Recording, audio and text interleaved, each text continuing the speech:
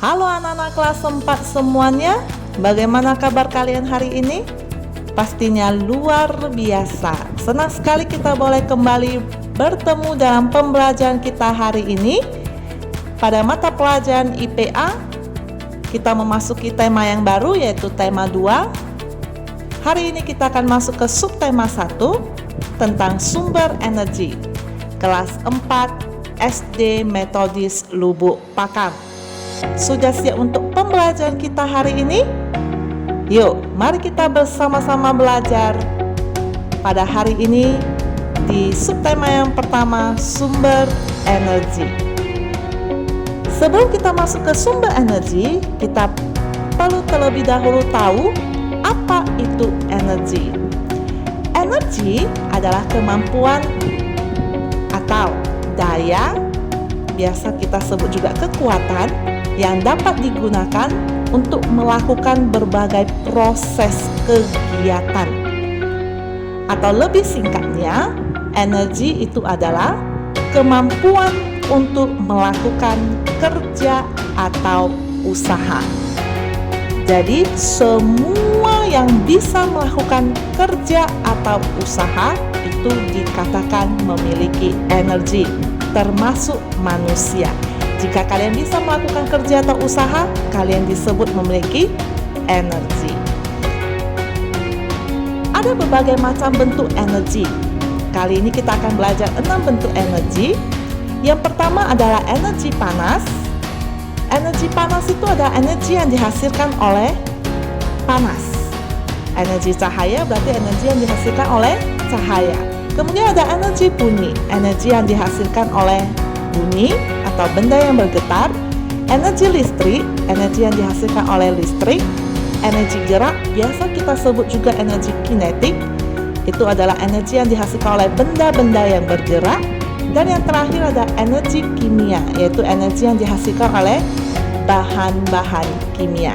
Ini adalah 6 bentuk energi yang umumnya akan kalian pelajari pada pembelajaran kita selanjutnya. Nah, bentuk energi ini tetap ada dan tidak pernah berubah. Ada 6 bentuk energi yang harus kalian ingat. Nah, kita sudah mempelajari tentang bentuk-bentuk energi. Kali ini kita akan mempelajari tentang sifat-sifat energi. Sifat energi yang pertama yaitu energi tidak dapat diciptakan. Artinya, energi tidak bisa kita buat lagi energi yang baru selain dari ke-6 bentuk energi yang sudah ada. Sifat yang kedua yaitu energi tidak dapat dimusnahkan. Kalau kita tidak bisa menciptakannya, kita mau menghilangkannya, tidak bisa juga. Oleh karena itu, energi disebut memiliki sifat yang kekal.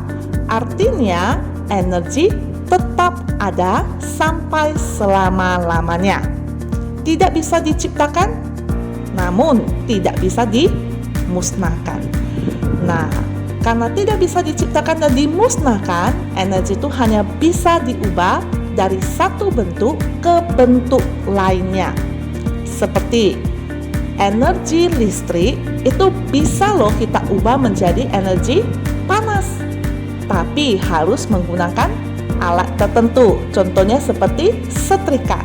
Ketika kita mencolokkan setrika ke listrik, maka listrik akan langsung diubah menjadi energi panas, sehingga setrika bisa kita gunakan untuk melicinkan pakaian.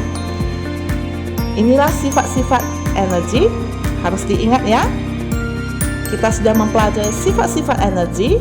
Nah, ternyata energi itu dihasilkan oleh sumber energi. Harus ada sumbernya, baru bisa ada energi.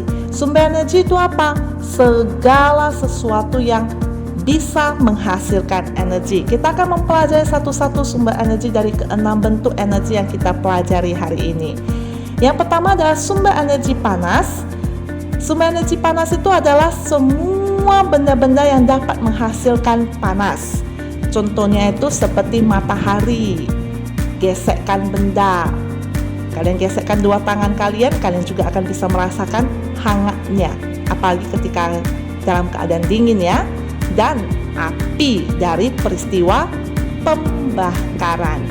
Nah, Jika sumber energi cahaya itu adalah semua benda-benda yang dapat memancarkan cahaya. Contohnya itu seperti matahari, api, nyala lampu, kilat, kunang-kunang. Coba kalian bisa sebutkan contoh yang lain? Saya yakin pasti bisa ya. Nah, kemudian ada sumber energi bunyi.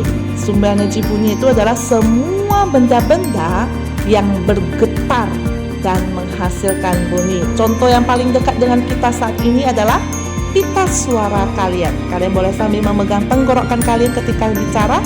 Itu adalah contoh sumber energi bunyi yang paling dekat dengan kalian. Kemudian ada lonceng, ada alat musik yang dimainkan. Jika hanya dibiarkan tidak bisa menjadi sumber bunyi. Kemudian ada garpu tala. Coba sebutkan sumber energi bunyi yang lainnya. Pasti bisa ya. Nah, sumber energi listrik adalah semua benda-benda yang menghasilkan arus listrik. Contohnya itu ya arus listrik. Arus listrik ini ada dua, ada arus listrik statis dan dinamis. Kekuatan yang dihasilkan oleh arus listrik statis itu lebih kecil daripada arus listrik dinamis. Kemudian ada sumber energi gerak, yaitu semua benda-benda yang dapat menghasilkan gerak. Contohnya itu angin dan air. Dan yang terakhir ada sumber energi kimia, yaitu semua benda-benda yang mengandung bahan kimia. Itu contohnya baterai, aki, bahan makanan. Nah, untuk bahan makanan ini disebut sebagai sumber energi kimia alami. Dan ada bahan bakar fosil. Baterai, aki, dan bahan bakar fosil itu disebut sebagai sumber energi kimia buatan. Yang alami adalah bahan makanan. Nah, ada kata baru ya. Ada kata bahan bakar fosil. Pernah dengar gak anak-anak? Kayaknya pernah dengar ya. Apa itu bahan bakar fosil? Yuk kita tanya si Dino. Kita dengarkan penjelasan si Dino ini ya. Dino biru. Nah, bahan bakar fosil itu ternyata adalah bahan bakar yang terbentuk dari tumbuhan dan hewan yang telah mati dan tertimbun di dalam tanah berjuta-juta tahun lamanya. Salah satu contoh hewannya ini si Dino. Contoh bahan bakar fosil itu batu bara, minyak bumi, dan gas alam. Batu bara itu memiliki wujud padat, minyak bumi itu memiliki wujud cair, dan gas alam memiliki wujud gas atau benda gas. Wah, makin banyak tahu ya. Ternyata bahan bakar fosil itu terbentuk dari tumbuhan dan hewan yang telah mati berjuta-juta tahun lamanya. Dari semua sumber energi yang kita pelajari, sumber energi yang paling banyak digunakan oleh manusia itu adalah listrik dan bahan bakar fosil. Setiap kegiatan manusia pasti melibatkan listrik dan bahan bakar fosil. Tetapi dari semua sumber energi yang kita pelajari hari ini, yang paling besar di antaranya dan yang paling besar bagi seluruh bumi ini adalah matahari. Matahari adalah sumber energi panas dan cahaya terbesar bagi seluruh bumi. Tentunya juga bagi makhluk hidup yang hidup di dalamnya, manusia, hewan, dan tumbuhan. Kita sudah belajar banyak tentang energi dan sumber energi hari ini.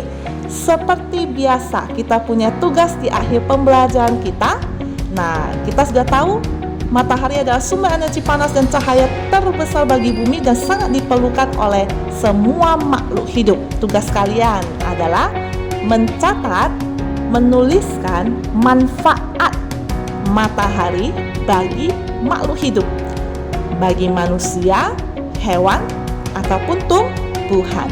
Tuliskan jawabanmu seperti bentuk diagram di bawah ini. buat kotaknya dengan baik, gambar mataharinya dengan bagus, tuliskan jawabanmu dengan tulisan yang rapi, kerjakan di buku latihanmu. Inilah akhir pembelajaran kita hari ini. Senang sekali kita boleh kembali belajar bersama-sama di tema 2 ini. Tetap semangat anak-anak, tetap rajin belajar, harus tetap disiplin. Sampai jumpa lagi pada pembelajaran kita selanjutnya. Tuhan Yesus memberkati. Dadah.